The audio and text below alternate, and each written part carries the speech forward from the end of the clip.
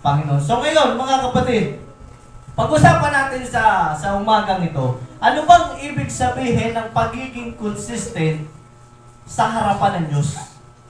Ayan mga kapatid, kasi nai-apply nga natin ito sa ano natin sa sarili nating buhay, di ba? Yung personal na buhay natin. So ano naman ang ibig sabihin, mga kapatid, kapag sinabing consistent ka sa paglilingkod o sa harapan ng ating Panginoon? Handa na po ba tayo, mga kapatid?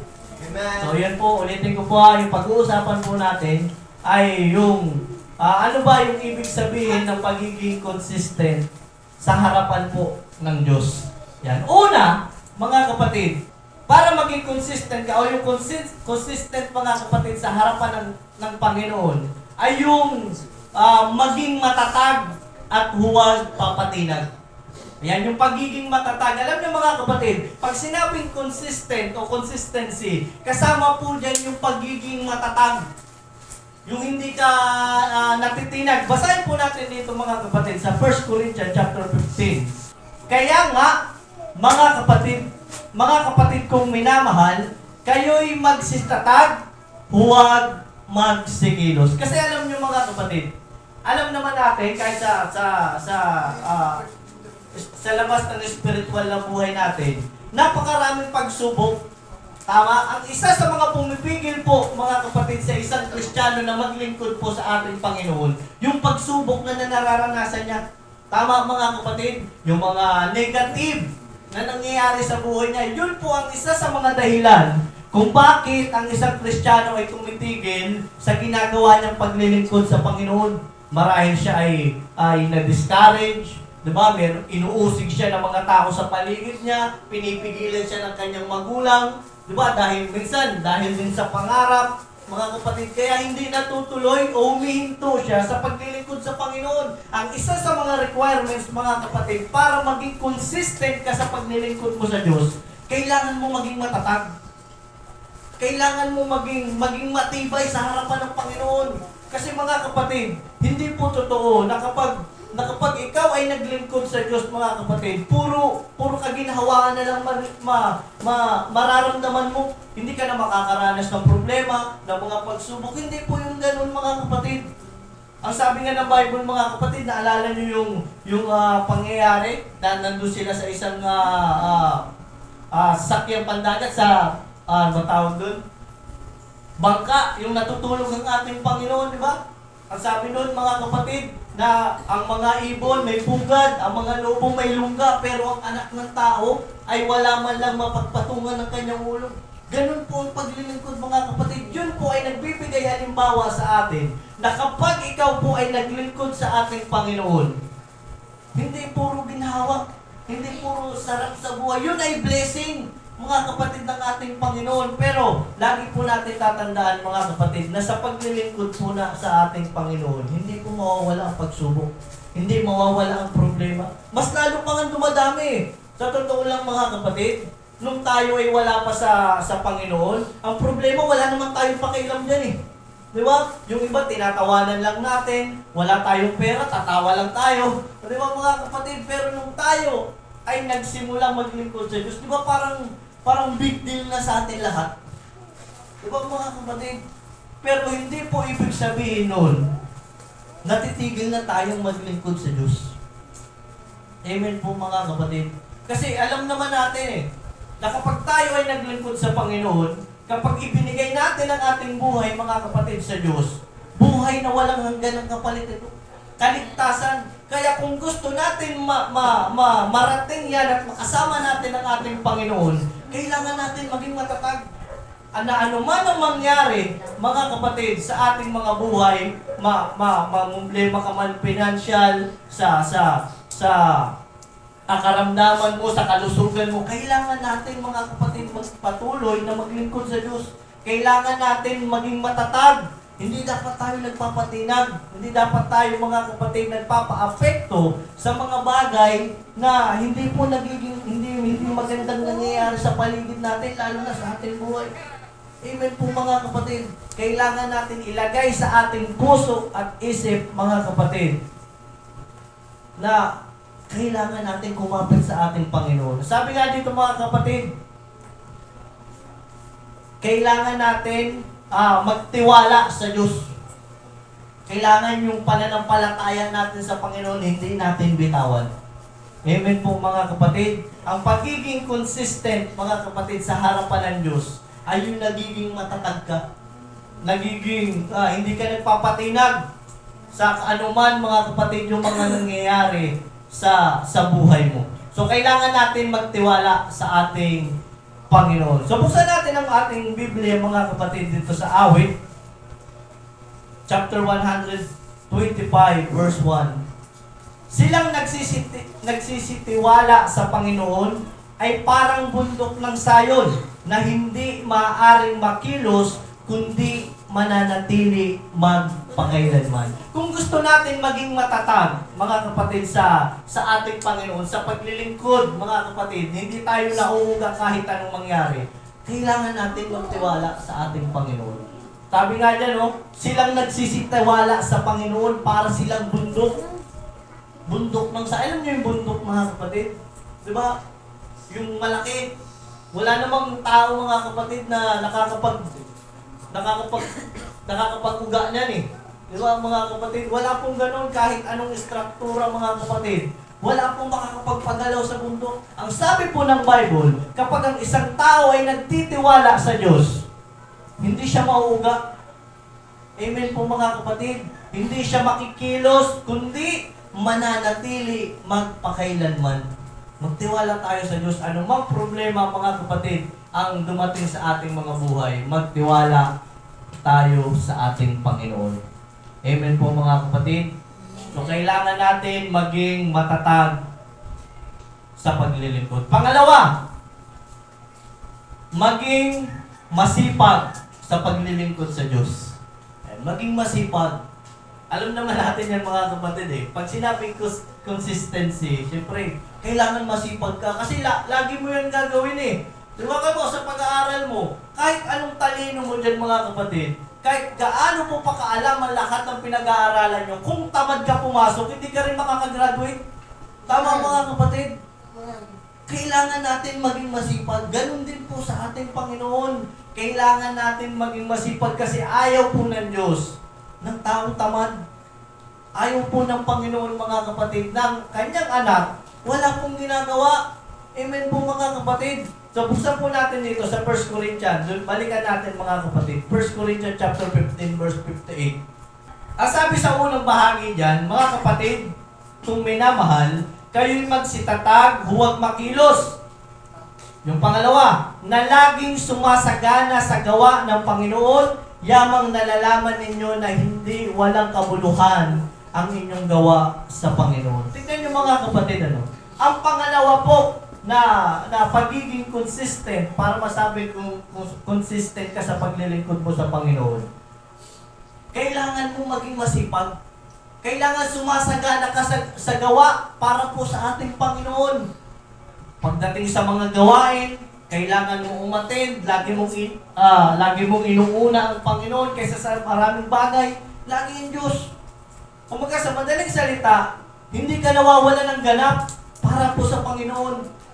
Nandiyan yung pagbabahagi mo ng salita ng Diyos. Kung kailangan maglinis, maglilinis ka. Kung kailangan ng construction, di ba? Kung maggagawa tayo dito, nandoon ka. Yun po yung tinatawag, mga kapatid, na isa sa mga halimbawa na sumasagana ka sa gawa, mga kapatid, sa Panginoon.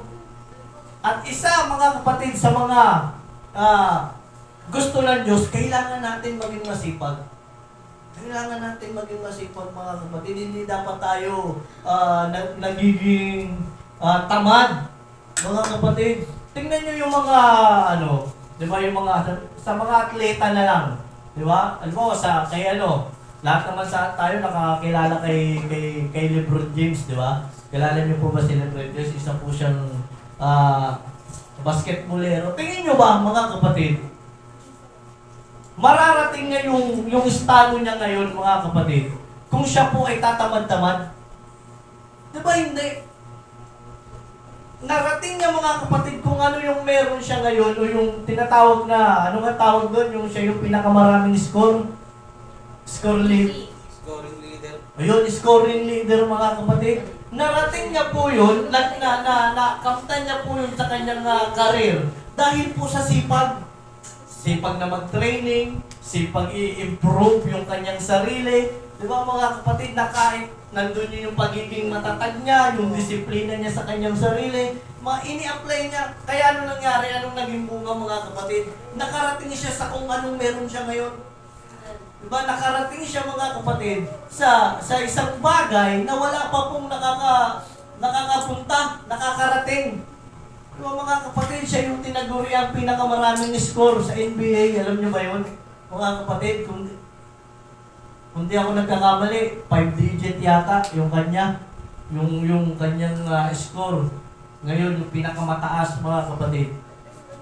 Yun po mga kapatid, sa paglilingkod po natin sa ating Panginoon, kailangan po natin maging masipag. Kasi ang taong tamad, hindi po yan consistent. Hindi mo yan makikitaan mga kapatid ng pagiging consistent. Kasi pahinto-hinto yan eh. Kung kailan lang siya sipagin, doon lang siya gagawa. Amen. Kung kailan niya lang maisipan, doon lang siya a-attend. Doon lang siya makikiisa mga kapatid. Pero, ang masipag mga kapatid na isang Kristiyano, siguradong consistent yan. Kaya, mga kapatid, maging masipag tayo sa paglilingkod sa Diyos para magtagumpay tayo sa paglilingkod natin sa Panginoon. Kailangan natin maging masipag mga kapatid sa ating Panginoon. Pangatlo, huwag maging double-minded at hindi alam ang tunay na gusto. Yan. Tinagalog ko na lang mga kapatid para mas magets natin Ang sabi diyan, huwag maging double-minded at hindi alam ang gusto, ang tunay na gusto. Ayan mga kapatid. Huwag daw tayo maging double-minded o yung pabago-bago ng ating isip mga kapatid. Kailangan bilang isang lingkod ng ating Panginoon, kailangan alam mo talaga sa sarili mo kung ano yung tunay na gusto mong gawin. Kailangan sigurado ka. Halimbawa, sa ministry, ako gusto ko maging musician. Tapos kapag nahirapan ka, ay hindi pala para sa akin yan. Dito na lang pala ako. Ay hindi, palipat-lipat, pabago-bago. Meron bang improvement mga kapatid? Meron bang pag-abante sa paglilingkod? Wala, kasi bakit? Paiba-iba paiba-bago-bago ng isip. May mga kapatid, ngayong linggo, masipag ka, mararamdaman ka, pagdating ng mga ilang buwan, wala ka na. Di ba? Ayoko na pala. Amen po mga kapatid, kailangan alam talaga natin kung ano yung tunay na gusto natin gawin po para sa ating Panginoon. Amen po mga kapatid. Sabi dito sa James chapter 1 verse 7. James chapter 1 verse 7 to 8. Sapagkat huwag isipin ng taong yaon na siya'y tatanggap ng anumang bagay sa Panginoon. Ang taong may dalawang akala ay walang tiyaga sa lahat ng kanyang mga paglakad.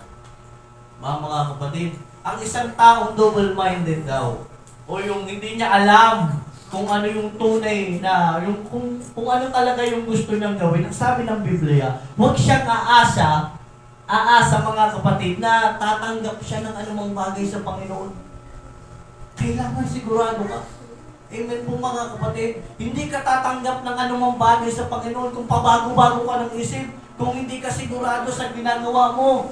Amen po mga kapatid. At sabi niya sa 8, at taong may dalawang akala ay walang tiyaga sa lahat ng kanyang mga lakad. Walang tiyaga ang isang tao mga kapatid na double-minded. Pabago-bago ng isip, walang tiyaga. Amen po mga kapatid.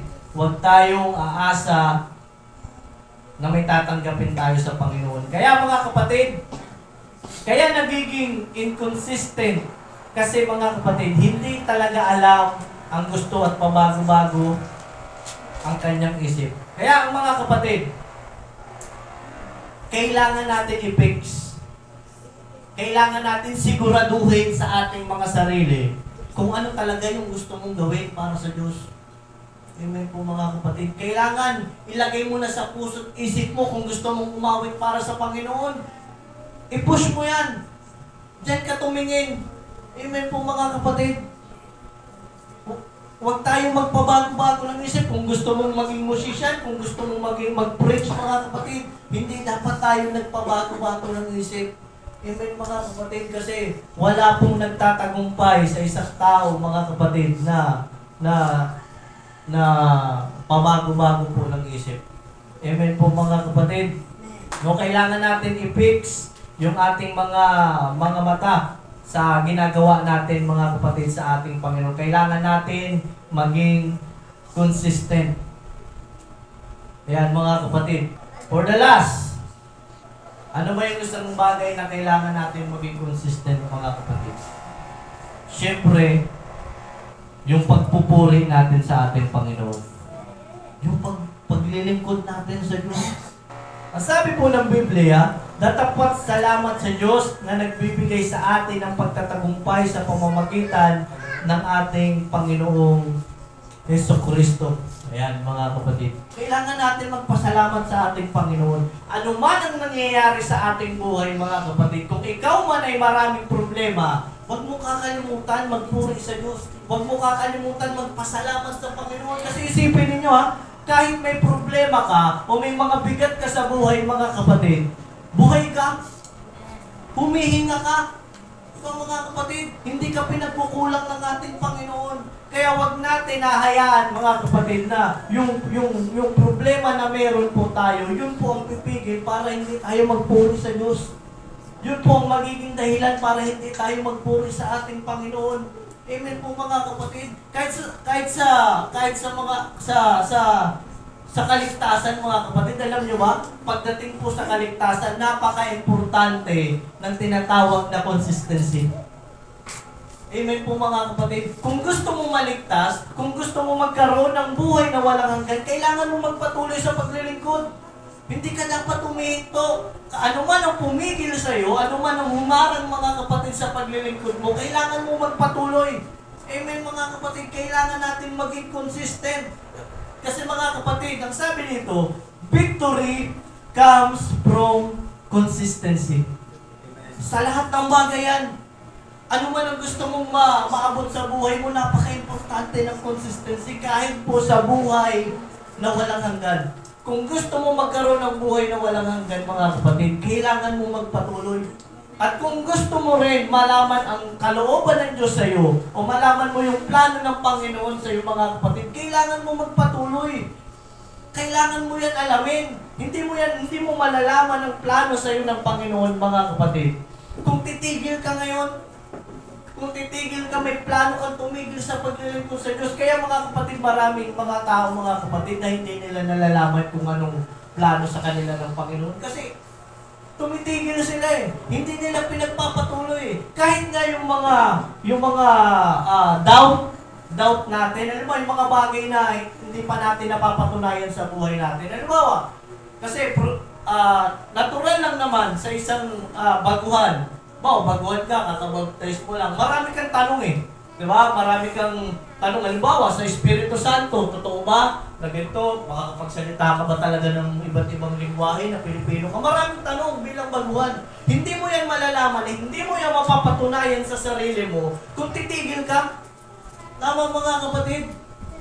Paano mo mapapatunayan yung mga testimony sa iyo ng ibang tao na mabuti ang Diyos, kaya magpagaling ang Panginoon, totoo ang Espiritu Santo, ang kaligtasan? Kung titigil ka, kailangan natin magpatuloy. Amen po mga kapatid, kasi kapag tayo ay nagpatuloy sa Panginoon, mararanasan mo ang lahat ng bagay na nararanasan din ng mga kapatid mo sa paglilingkod. Kung paano sila pinagpala ng Diyos, paano sila inililigtas ng Panginoon, mararanasan mo yun kung ikaw ay magpapatuloy. Amen mga kapatid, ganun po ka-importante. Mga kapatid, yung tinatawag na consistency. Yung pagpapatuloy natin. Kailangan natin, ano man ang mangyari mga kapatid, magpatuloy po tayo sa ating Panginoon. If we want to be victorious sa ginagawa natin para sa Panginoon, mga kapatid, we need to apply the principle of consistency. Kailangan mong maging matatag. Kasi mga kapatid, ang paglilingkod hindi po yan laro lang. Na kapag ayaw mo na, aalis ka na, hindi po ganun mga kapatid. Seryoso ang Panginoon na tayo po ay iligtas. At seryoso ang Panginoon mga kapatid nung inalay niya ang kanyang buhay. Kailangan din natin maging masipag mga kapatid. Hindi mo malalaman ang kalooban ng Diyos kung tatamad-tamad ka. Amen mga kapatid. At pangatlo, kailangan alam mo dapat kung ano talaga yung gusto mo. Kailangan natin i-fix yung ating mga puso at yung ating mga isip. Amen po mga kapatid. May natutunan po ba tayo mga kapatid? Kaya sa paglilingkod natin mga kapatid, maging consistent po tayo. Kailangan natin magpatuloy. Palakpakan po natin ang ating Panginoon mga kapatid. Praise the Lord. Pinatawanan ko na po sa panguna ng ating gawain. Praise the Lord.